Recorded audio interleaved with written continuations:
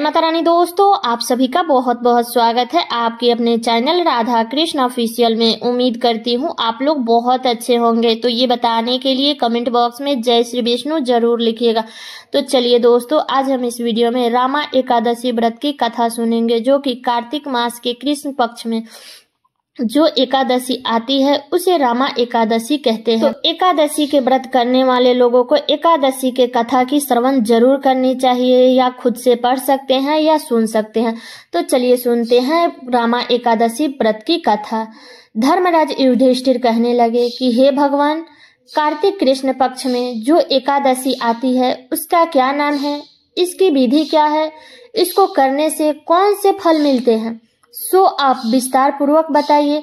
तब भगवान श्री कृष्ण बोले कि कार्तिक कृष्ण पक्ष की जो एकादशी आती है उसका नाम रामा एकादशी है। यह बड़े से बड़े पापों का नाश करने वाली है। इसका महात्म्य मैं तुमसे कहता हूँ, ध्यान पूर्वक सुनो।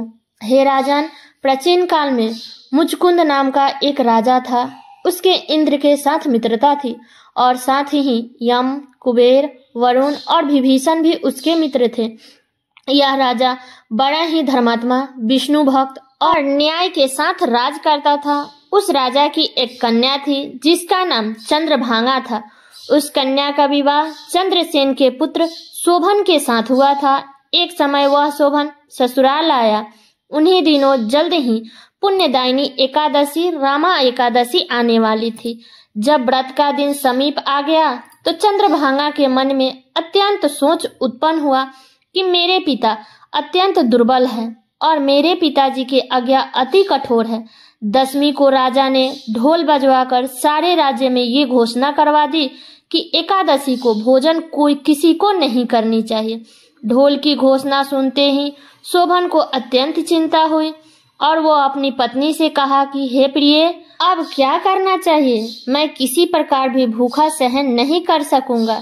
ऐसा उपाय बतलाओ कि जिससे मेरे प्राण बच सके, अन्यथा मेरे प्राण अवश्य ही चला जाएगा। तब चंद्रभागा कहने लगे कि हे स्वामी, मेरे पिता के राज में एकादशी के दिन कोई भी भोजन नहीं करता है। हाथी, घोड़ा, ऊंट, बिल्ली, गौ आदि तृण अन्न जल आदि ग्रहण नहीं कर सकते। फिर मनुष्य का तो कहना ही क्या है। यदि आप भोजन करना चाहते हैं तो किसी दूसरे स्थान पर चले जाइए, क्योंकि यदि आप यहाँ रहना चाहते हैं तो आपको अवश्य व्रत करना पड़ेगा। ऐसा सुनकर शोभन कहने लगा कि हे प्रिय, मैं अवश्य व्रत करूंगा। जो भाग्य में होगा वो देखा जाएगा। इस प्रकार से विचार कर शोभन ने व्रत रख लिया और वह भूख एवं प्यास से अत्यंत पीड़ित होने लगा। जब सूर्य नारायण अस्त हो गए और रात्रि को जागरण का समय आया तो वैष्णवों को अत्यंत हर्ष देने वाला था, परंतु शोभन के लिए अत्यंत दुखदायी था। प्रातः काल होते शोभन के प्राण निकल गए। तब राजा ने सुगंधित कष्ट से उसका दाह संस्कार करवाया, परंतु चंद्रभागा ने अपने पिता की आज्ञा से अपने शरीर को दग्ध नहीं किया और शोभन की अत्यरिष्ट क्रिया के बाद अपने पिता के घर में ही रहने लगी। रामा एकादशी के प्रभाव से शोभन को मंद्राचल पर्वत पर धन धान्य से युक्त तथा शत्रुओं से रहित एक सुंदर देवपुर प्राप्त हुआ। वह अत्यंत सुंदर रत्न और वैदुर्मणि जटित स्वर्ण के खंभों पर निर्मित अनेक प्रकार की स्फटिक मणियों से सुशोभित भवन में बहुमूल्य वस्त्राभूषणों तथा छात्र कवच वर से विभूषित गंधर्व और अप्सराओं से युक्त सिंहासन पर आरूढ़ ऐसा शोभ्यमान होता था मानो दूसरा इंद्र विराजमान हो।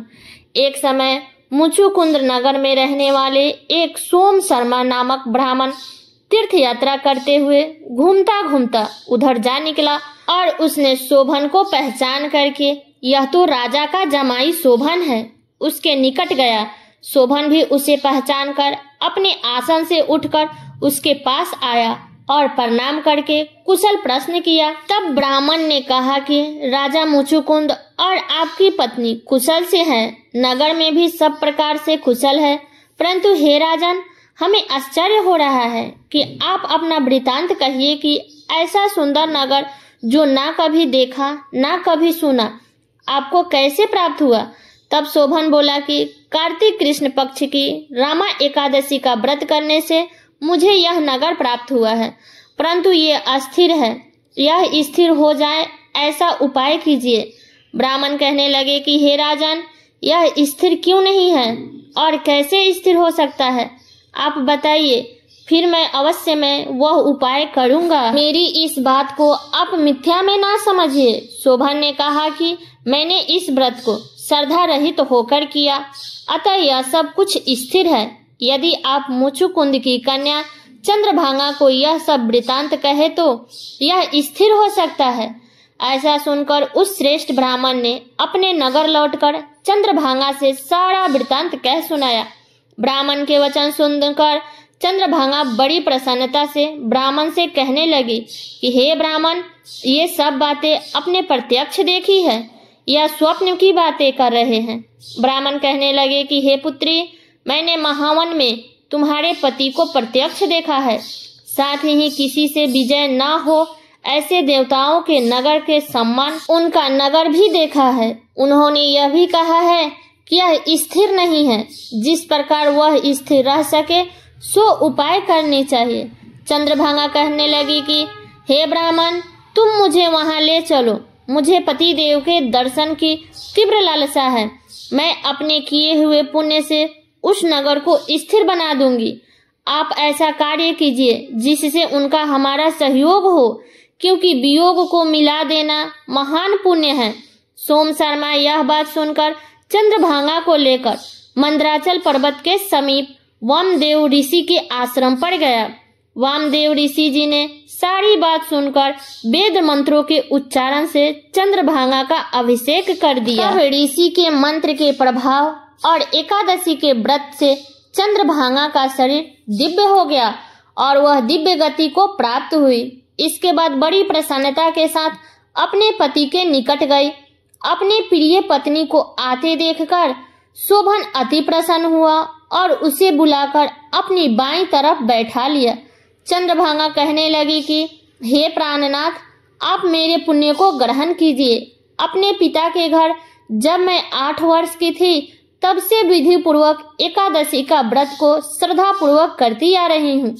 इस पुण्य के प्रताप से आपका यह नगर स्थिर हो जाएगा तथा समस्त कर्मों से युक्त होकर प्रलय के अंत तक रहेगा। इस प्रकार चंद्रभागा ने दिव्य आभूषणों और वस्त्रों से सुशोभित होकर अपने पति के साथ आनंद पूर्वक रहने लगी। तो हे राजन, यह मैंने रामा एकादशी का महात्म्य कहा। जो मनुष्य इस व्रत को करते हैं उनके ब्रह्म हत्या इत्यादि समस्त पाप नष्ट हो जाते हैं।